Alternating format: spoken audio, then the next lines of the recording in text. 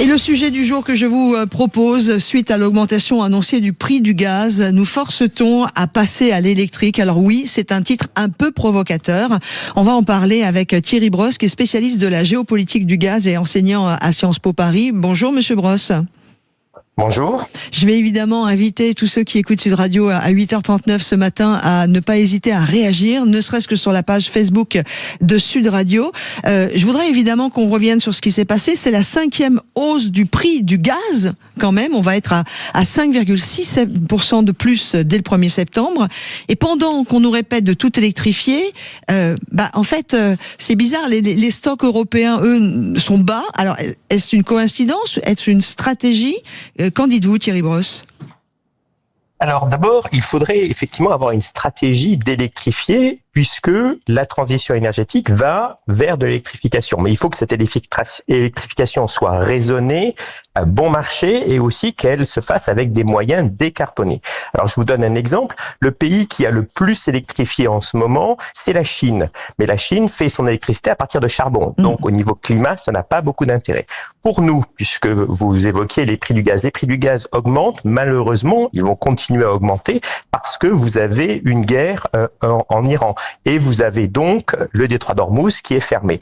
Alors, c'est dans ces moments-là qu'il faut essayer effectivement d'inciter nos concitoyens à électrifier. Mais il faut aussi, dans ce cas-là, les inciter monétairement. C'est-à-dire que vous pouvez pas dire juste électrifier parce que le prix du gaz va monter. Vous devez aussi dire électrifier parce que électrifier, c'est bon pour le climat, mais c'est aussi bon pour votre portefeuille. Donc, il va falloir que le gouvernement, à un moment ou à un autre, arrête cette folie de tout taxer de plus en plus. Donc, pour moi, on peut électrifier en s'engageant sur des taxes dans l'électricité qui soient moins chères. C'est d'ailleurs ce que la Commission européenne souhaite.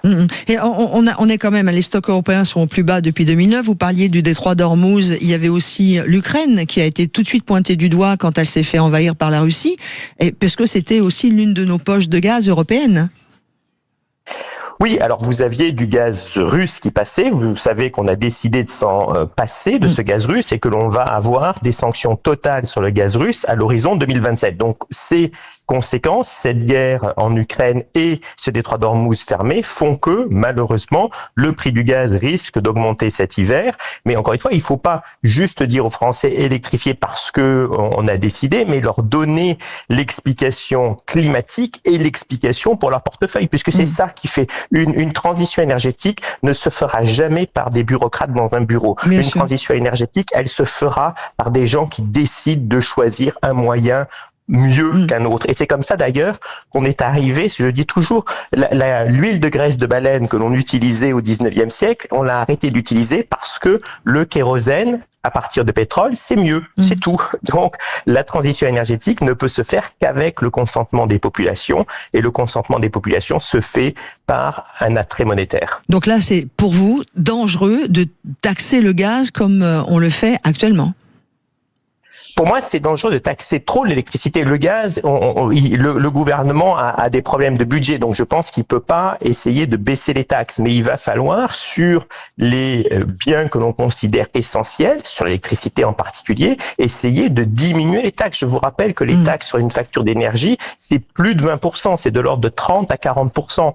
Et donc, c'est plus que la TVA. Donc, à un moment donné, il va falloir que le gouvernement se dise, eh bien, si je veux inciter la vertu auprès de mes concitoyens, je vais leur donner une indication que je ne vais pas trop taxer. Je vous donne un exemple qui est assez intéressant. Au Royaume-Uni, le nouveau gouvernement a décidé d'enlever la TVA sur l'électricité pour les ménages, très bien, mais il a décidé de mettre une taxe sur les véhicules électriques au prorata de leur kilomètre.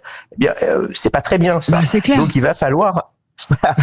Et donc c'est pour ça que je vous dis, il faut une cohérence. Tant que les gouvernements n'auront pas de cohérence, eh bien, on va naviguer à vue. Un jour, on va vous dire il faut électrifier. Un jour, on va vous dire les stocks de gaz sont peu élevés, etc. Une politique énergétique, ça se construit dans la durée. Une politique énergétique, c'est pour ça que je vous dis la Chine. Je citais la Chine au début. La Chine, elle veut tout électrifier. Alors, elle électrifie aujourd'hui avec du charbon, ce qui est mal, mais demain, elle espère être en capacité de déployer beaucoup de nucléaire et beaucoup de renouvelables pour baisser la part de charbon. Mais la Chine a fait ce choix-là.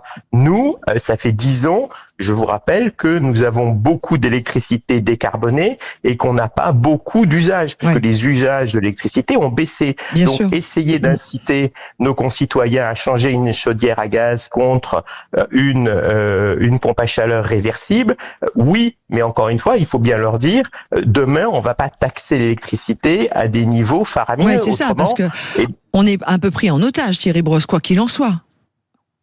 Oui, c'est pour ça que quand vous votez, vous devez réfléchir au programme énergétique de vos gouvernements. Parce que effectivement, ça fait 15 ans qu'on a une gribouille énergétique parce qu'on va un coup à droite, un coup à gauche, un coup devant, un coup derrière. Une gribouille énergétique, c'est votre mot. J'aime beaucoup. Thierry Brosse, vous qui êtes notre invité spécialiste de la géopolitique du gaz et enseignant à Sciences Po. Martine sur la page Facebook qui dit on paye plus de taxes que de consommation et c'est de Enfin, en tout cas, on a cette sensation. Donc, la question que je posais, augmentation du prix du gaz, est-ce qu'on nous force à passer à l'électrique?